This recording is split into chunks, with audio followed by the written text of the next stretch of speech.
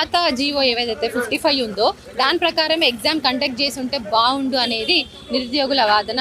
As a విద్యార్థి సంఘ నాయకుడిగా నువ్వేం చెప్తావు? అంటే ఎట్లా ముందుకెళ్దాం అనుకుంటున్నారు? ఎట్లాంటి ఫైట్ ఉండబోతుంది నిరుద్యోగుల తరఫున? ఈ 22 నెలల్లో గవర్నమెంట్ ఒకటి నోటిఫికేషన్స్ ఇవ్వడంలో ఫెయిల్ అయిపోయింది. రెండోది ఇచ్చినటువంటి నోటిఫికేషన్ ఏదైతే ఉన్నదో జనరల్గా 503 పోస్టులతో ఒక నోటిఫికేషన్ వచ్చింది, ఒక జీవోతో వచ్చింది. మరి దాన్ని మార్చి ఒక 64 పోస్టులు కలిపి మళ్ళీ కొత్త జీవో తీసుకొచ్చి ఇంత డిస్టర్బెన్స్ క్రియేట్ చేయాల్సిన అవసరం ఏమి వచ్చింది? Point number 1. పాయింట్ నెంబర్ 2 ఏంటంటే గ్రూప్ 1 ఇష్యూ అనేది క్లియర్ కట్గా అది రద్దు అవ్వాల్సినటువంటి విషయం. అది హైకోర్టు ఇచ్చిన తీర్పు కావచ్చు, జీవో కావచ్చు, దాని మీద ప్రజా సంఘాల నుంచి కానీ అన్ని తెలంగాణలో అన్ని వర్గాల ప్రజల నుంచి ముఖ్యంగా బడుగు బలైన వర్గాలకు అన్యాయం జరిగే ఒక జీవో కాబట్టి అందరూ కూడా మాట్లాడడం దాని మీద జరిగింది వాస్తవం చెప్పాలంటే. మరి అయినా కూడా మొండిగా కూడా దాని ఎగ్జామ్ కండక్ట్ చేసింది. లాస్ట్కి దానికి మళ్ళీ వేలు లక్షలు పెట్టి సుప్రీంకోర్టు వరకు పోయేలాగా నిరుద్యోగులను కోర్టు చుట్టూ తిరిగేలాగా చేసుకుంటూ అక్కడ ఒక పెద్ద సమస్యను క్రియేట్ చేసింది. మళ్ళీ అంతా అయిన తర్వాత ఆ ఎగ్జామినేషన్ ఏదైతే కండక్ట్ చేసినారో కండక్ట్ చేసిన విధానంలో కానీ 222 పేజీల యొక్క రిపోర్ట్లో అన్ని ఏ రకంగా టీజీపీఎస్సీ ఫెయిల్ అయిందని చెప్పేసి హైకోర్టే మనకు పాయింట్ టు పాయింట్ చెప్పింది. మేము ఆ రోజు లేవనెత్తినటువంటి విషయాలు ఏంటంటే, ఒకటి 10 మంది ఎక్స్ట్రా ఎట్లా వచ్చినారు, రెండోది 2 హాల్ టికెట్స్ ఎందుకు మీరు క్రియేట్ చేసినారు, మూడోది 18-19 సెంటర్లు ఉమెన్ స్పెసిఫిక్గా ఎందుకు క్రియేట్ చేసినారు. ఒకవేళ మీకు అదే ప్రాబ్లం ఉంటే, అంటే ఉమెన్స్ చదివే దాంట్లో ఉమెన్స్ వాళ్ళే రావాలనుకున్నప్పుడు నారాయణమ్మ ఇంజనీరింగ్ కాలేజీలో అక్కడ మరి మేల్ ఫీమేల్ అనే అభ్యర్థులు 2 వచ్చినప్పుడు మరి కోటి ఉమెన్ సెంటర్లో మీరు ఓన్లీ దానికి ఎందుకు పెట్టినారు? మరి దాంట్లో 74-75 మంది అభ్యర్థులు దాంట్లోనే సెలెక్ట్ అవ్వడం అనేది అది ఇంకో పెద్ద ఇష్యూ అది. సో ఇన్ని రకాలుగా ఇవన్నీ ఇష్యూస్ కూడా గౌరవ హైకోర్టు లేవనెత్తి మీరు ఇట్లా కాదు, మీరు ఫెయిల్ అయినారని చెప్పేసి క్లియర్ కట్గా చెప్పినారు.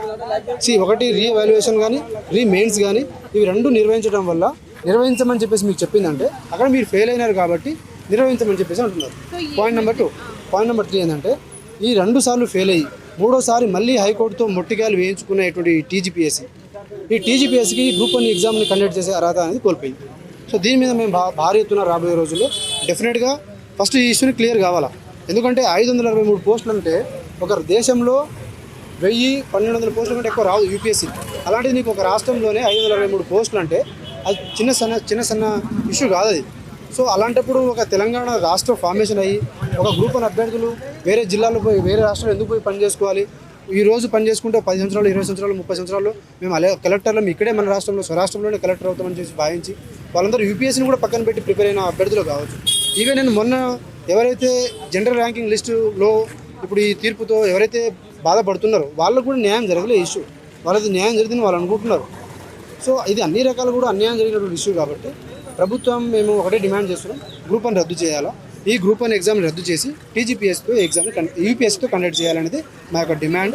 ఇప్పుడు అశోక్ సార్ చేస్తున్నటువంటి నిరాహార దీక్షకి ప్రభుత్వం సైడ్ నుంచి ఎలాంటి మద్దతు కూడా కనిపించట్లేదు. కనీసం ఆయన డిమాండ్ల పట్ల ప్రభుత్వ స్పందన కనిపించట్లేదు. ఎందుకంటే 5 రోజులు దాటిపోయింది. కనీసం ఆయన బీపీ పల్స్ కూడా కంప్లీట్ డౌన్ అయ్యాయి. ఆయన ఆరోగ్య పరిస్థితి బాగాలేదు అనేసి ఆయన కుటుంబ సభ్యులు కూడా చెప్తున్నారు. ఆయన డిమాండ్ ఏంటి? ప్రభుత్వం ఇచ్చిన మాటలే కదా, 2 లక్షల ఉద్యోగాలు సంవత్సరం లోపు భర్తీ చేస్తామన్నారు. ఆయన ఏమంటుండు, ఇప్పటి వరకు 5,000 చిల్లర మాత్రమే భర్తీ చేసింది కాంగ్రెస్ గవర్నమెంట్ వచ్చినాక, మిగతావి పక్కన పెడితే ఈ దసరా లోపు ఒక 50,000 ఉద్యోగాలన్నీ ఇవ్వాలి అనేది ఆయన ప్రధానమైన డిమాండ్. దానికోసం ఆయన నిరాహార దీక్ష. గతంలో నువ్వు కూడా గాంధీ హాస్పిటల్లో ఇదే నిరుద్యోగుల కోసం నిరాహార దీక్ష చేసిన సందర్భాలు ఉన్నాయి. ఇప్పుడు ఆయన నిరాహార దీక్షను ఎట్లా చూస్తాయి?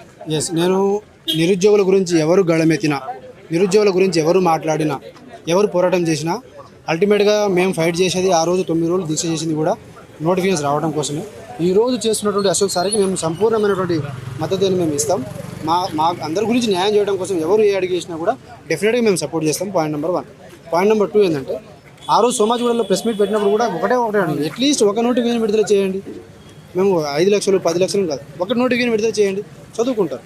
సో కాబట్టి మేమేమంటున్నామంటే అతని ఆరోగ్యమైనా ఎవరైనా సరే ఆయన ఒక్కడి గురించి చేయట్లేదు, అందరి కోసం చేస్తున్నారు కాబట్టి అది గవర్నమెంట్ యొక్క నైతిక బాధ్యత